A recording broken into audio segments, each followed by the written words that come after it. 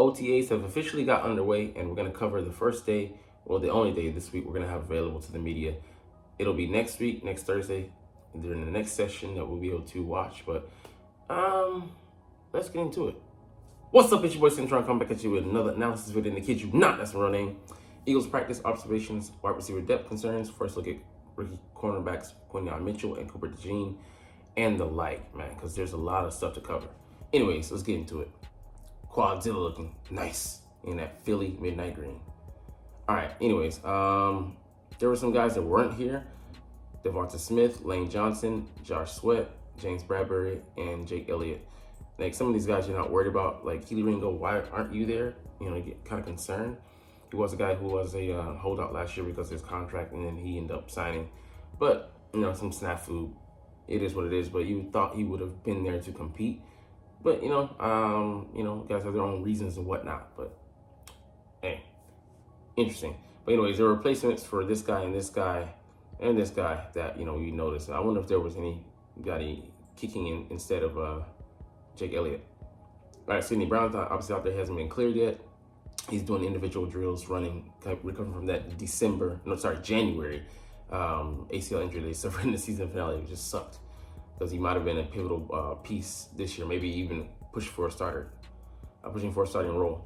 Kobe Dean still out with that foot, you know, the Liz Frank injury. Black McPherson recovering from that Achilles. So they're doing their individual stuff, but not out there yet. So I was like, what was this dude doing on the field? But, you know, N'Kobe isn't back yet. So that kind of tells us where he's at. As is Ananias Smith. He's recovering from the shin injuries that have been plaguing him as of late. All right, so the depth chart. Devin White and Zach Bond were the inside linebackers. So surprising there, but they see Bond as an inside guy, and he apparently looked good, which we'll get to a little bit later. Darius Slay and Isaiah Rodgers were the outside corners. So it'd be hard to say if James Bradbury was there, he would be the starter, but I don't see him lasting too long in Philadelphia Eagles land. We're either going to ship him out or cut him, you know, post June 1st cut, and June is right around the freaking corner, so we shall see. Avonte Maddox was a slot corner. He's trying to stay off that new guy, but man, I don't know, man. It's going to be a tight one. C.J. Gardner-Johnson and Reed Blankenship were the safeties. All right, Saquon was at running back, and A.J. Brown and Joseph Ngata were the outside receivers. So Smitty's not there, but, you know, Ngata, he's someone who's got the good body type. He looks like a poor man's A.J. Brown, 6'3", 217. Runs at a way slower 40, but, you know, his range and stuff like that. He's only 23 years old. Receiver unsigned last year out of Clemson. He had the biggest free agent bonus, you know, from us last year. So we'll see what he's able to provide. But Paris Campbell at the slot, Devontae Parker, you know, he was a, you know, diminished skilled guy. I wasn't, you know, too upset to see him leave. And I actually wanted Paris Campbell to come in and win that job, but we'll see. Dallas Goedert manning the spot at tight end. So not a lot of, you know, change there. All right, so interesting that the second unit was filled by Oren Burks and Ben Van Sumeren instead of people. I mean, he's a rookie, starting Jeremiah Trotter. He's on the third team right now. We'll see whether he's able to climb up the chart, but as of right now, he's the threes. All right, Quinyon Mitchell was out there as well as Josh Jobe, you know, and then Cooper DeJean in the slot, which I think is a smart move. You could put him there on the outside, and no, he didn't exclusively play there, but, you know, just to have a backup, because Avonte Maddox has been made of glass. And we need to have a backup plan in place before we go into this season, all, you know, full tilt and having no one to replace him again last year. You know, it was just piecemeal. Okay, Mekhi Gardner and Tristan McCullum were the safeties. You know, Mekhi, so we're switching him from corner to safety, and it just, you know, speaks to the depth on this roster. And maybe in previous years he would have been trying to, you know, vie for a cornerback spot, but we're just too thick there. Pause. Jeremiah Trotter and Brandon Smith were the linebackers with the third team, right? And Gino Goodrich were the outside corners. So we went with the third team defense. All right, Sean Stevens was a slot corner. So, you know, we signed him to a deal, and we want him in there. He might be a long-term, you know, a long shot as well. But, you know, not this year. Probably going to stash him on the practice squad for the duration of the year. And Andre Salmon Blankenship was back out there because, you know, we don't have the numbers. All right, receiving help. All right, so we might, go ahead and get someone, a third or fourth receiver, but it would be smart to let, you know, for Howie to let these guys play let them gain the requisite experience. We'll cover some guys on the other article that are out there playing as the MASH unit, because a lot of these guys are gonna get cut in somewhere down the line of training camp when we slim the roster down from the 90s to the 70s and into the, I think was it maybe 60s and the 50s, or I think it's all it went to the 50s. So the 3 cut downs that are pretty crucial to the camp year, or that time of the year in camp. All right, but yeah, we want to get somebody who has experience, but you don't want to let the younger guys get their experience so that we can see whether they're cut out for the roles or not. Because they're cheaper, and then that would just help with having younger guys taking up those roles as well. Campbell, inside outside versatility, I like that. He's shown up. He's shown a little bit in camp today, but Nick Sirianni, he wants a third receiver who specializes in lining up in the slot. Yeah, Britton Covey, we'll see what he is there. He's going up against some good guys now, better guys than he did last year on the second, third, fourth team, whatever. I don't even know if we have a 14. I'm talking out of my ass, but hey, it is what it is. Definitely have a lot of mouths to feed, so you're not going to get a lot of targets if you're the third or fourth guy, and you'll be, like I said, maybe fifth in the pecking order behind Saquon Barkley, who's going to be maybe an option over you as a dump off guy / focus to find some mismatches down the field or in the intermediate area or short or wherever. All right, Jalen Hurts, year 5, looks comfortable, but I mean it's the freaking preseason to the preseason, so way too early. We're in shells, shorts and pads. That's it. But he getting his chemistry back with Brown. They gotta get into that rhythm and find each other. Tried Goddard, but he got deflected by Rodgers, so he's showing off his speed there. Guy runs a 4.27. Want to see him on the kick return unit for sure. So Hurts didn't go to Barkley too much, but he goes with the guys that he's comfortable with. And I heard he was favoring one guy, I forget. We'll get to in a second, because Campbell. And Hurts, you looking at him? Yeah, Jalen. I mean, we need to, because he's been locked in on if your name wasn't Goddard or AJ Brown or Devonta Smith, he wasn't really throwing to you like that. So Hurts floated the pass to Barkley on the wheel route. He runs a legit 4.4. Really should be a sub 4.4, low, really high 4.3. But Devin White running with him stride for stride, knocked it down. So I mean, that's great. And that's what I'm like. I really don't get this. People saying that he's not. He doesn't pop. Rankings can be wrong, and people seeing what they want to see. The guy doesn't. He makes plays, but he may not be perfect, and he may not have lived up to his potential. But he's a pretty damn good player. All right, Campbell got some passes in traffic, so he's gonna be hopefully a guy who can get that work in the slot and lead the charge there this year, and then have Anais slowly get up to speed, and then take over next year. All right, Tyler Steen, they had him lining up in the team drills next to each other, so they were doing some combination blocks. I saw a picture of him and Cam Jurgens next to each other, so that chemistry right there just has to, they have to get it down, and they're going to be, war buddies next to each other in the trenches. So Matt Hennessy taking that right guard spot on the second unit is a competition, as well as could be, Trevor Keegan, 6th round pick out of Michigan. Is he 5th or 6th? One of those two. I think 5th. But Mekhi Becton is in now until Johnson, Lane Johnson. I mean, he's on the rest schedule. Corner, definitely. Mitchell's coming for that spot, man. He's looking good out there. Breaking up a pass on the second team from Kenny Pickett to Johnny Wilson. Johnny's 6'6", so he's out there making plays. He broke off his assignment in deep zone to go make it, and he's a quick, twitchy guy, man. He has a lot of experience playing that off zone coverage, so fits right into Vic Fangio's scheme perfectly.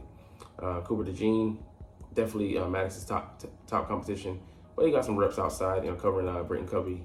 I think he probably completed that pass to 10-yard pass to him by Pickett, but read a short pass and then breaking up, He's already. I mean, he's too good for the second and third team. He needs to see first team snaps to improve and get better. But he'll continue to hone his craft there. But it's just we have a kind of embarrassment of riches right now, which is we couldn't whereas we couldn't say that last year. All right, so Zach, yeah, he was an outside guy in New Orleans, an edge, but we see him as an inside guy, tight coverage on a short pass.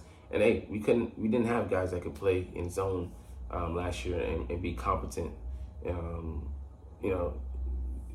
They were average, but they were just mostly getting done in.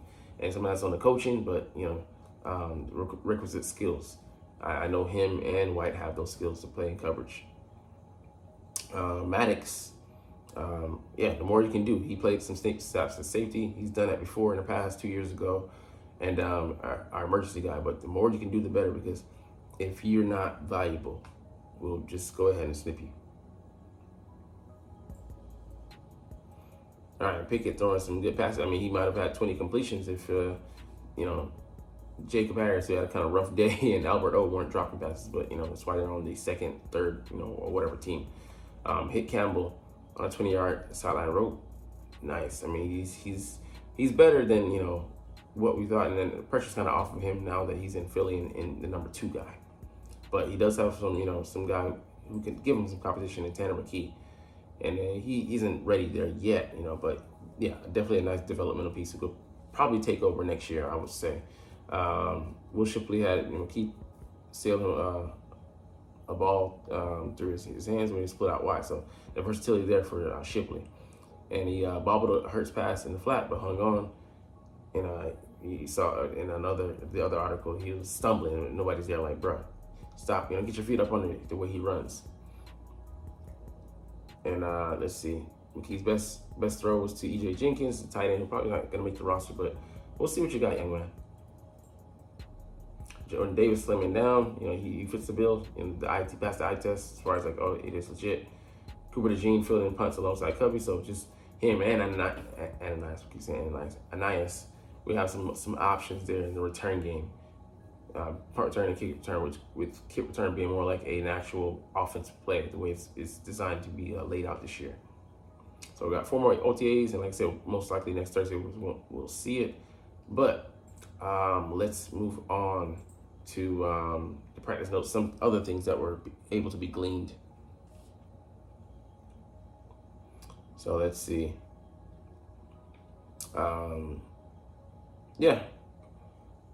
He missed a downfield shot, Hurts did, to Campbell on a post route. So, I mean, it's nice to see we're trying to take advantage of that speed.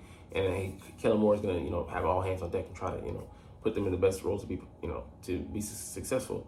The guy did run a 4.3 run coming out of Ohio State. And even if he has only a 9.3 career catch average, and then like last year, 5.3 for a guy running those numbers, it just doesn't compute. So we'll see what it is.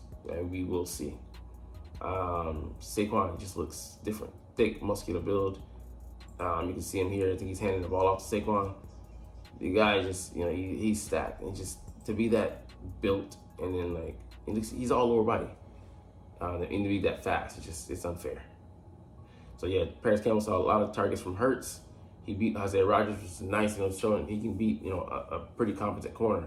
And I want to see more of that, but that also might be the familiarity. Those two played and they were teammates in Indianapolis, so let's not discount that. Quinyon Mitchell, moving up level of competition. A little bit too grabby with Jacob Harris, guy who's not going to see an NFL roster this year, but he competes. He goes out there and competes. Yeah, he drops from multiple targets. I mean, not the best day from him. Good seam ball. Albert O making a 15-yard catch to beat Mekhi Garner. He's adjusting the safety, so